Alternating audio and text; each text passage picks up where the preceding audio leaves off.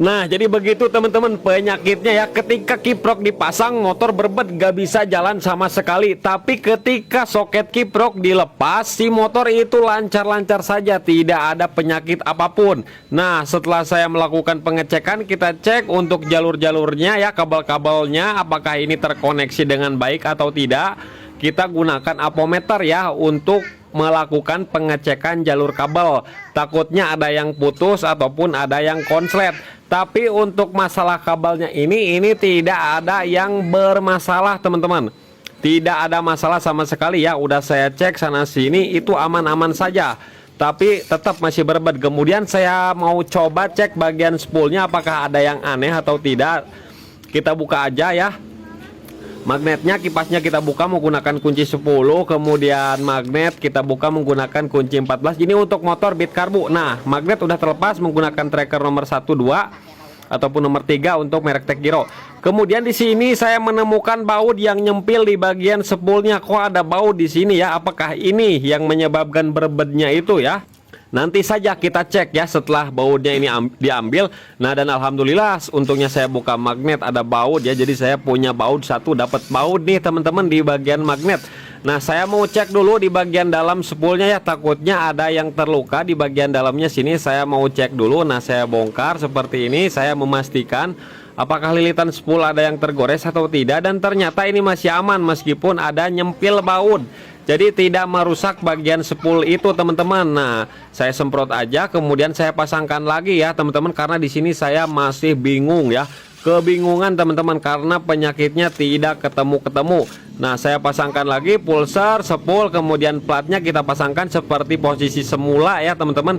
Kemudian magnetnya kita pasangkan lagi. Sediakan aja kunci 8 untuk membuka spool, kemudian plat dan pulser dan magnet.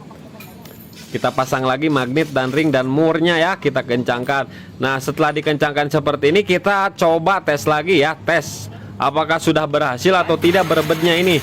Nah, setelah kita hidupkan seperti ini tuh posisi kiprok tertancap dan ternyata masih berbet. Nah, ketika saya cabut lagi, nah tidak ada berbet sama sekali. Motor bisa jalan kalau dicabut kiproknya, regulatornya ini. Tapi ketika dipasang regulatornya ini dia berbet ya teman-teman. Kalau misalkan kiproknya dicabut nanti bakalan cepet mati di jalan karena tidak ada pengisian ya, karena ini masih ada aki 12 volt. Kalau misalkan dicabut ya percuma, nanti bakalan mati sendiri motornya, kiprok gak terpasang seperti itu ya.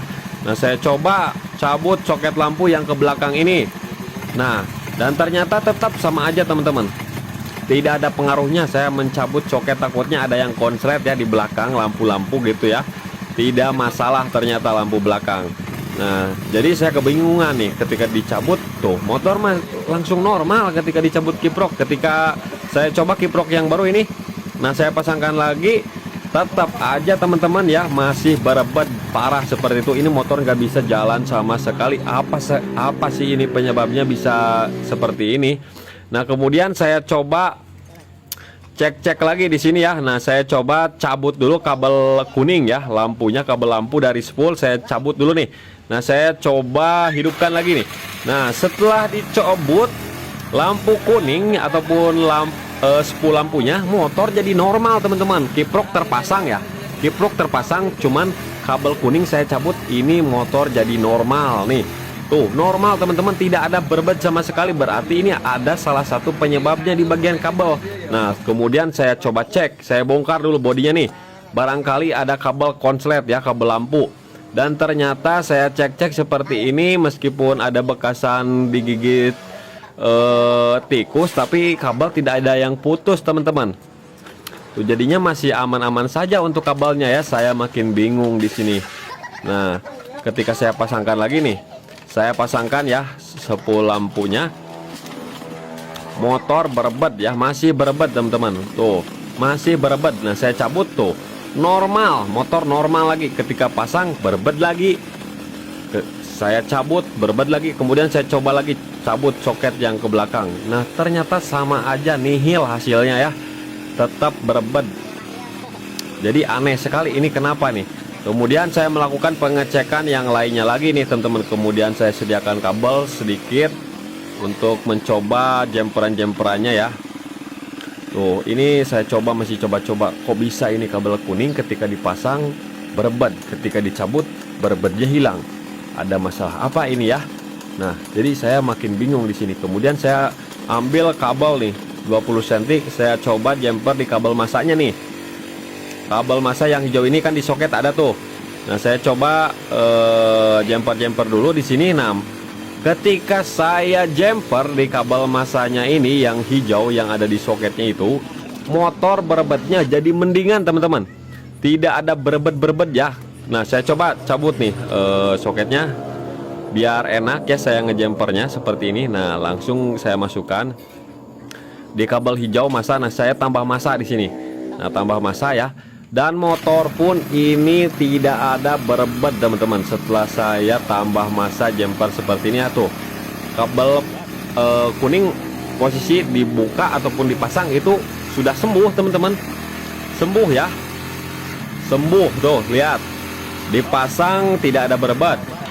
Ketika dilepas langsung berebet motornya ya. Nah, ketika dipasang ini berebet lagi tuh ketika masanya dilepas.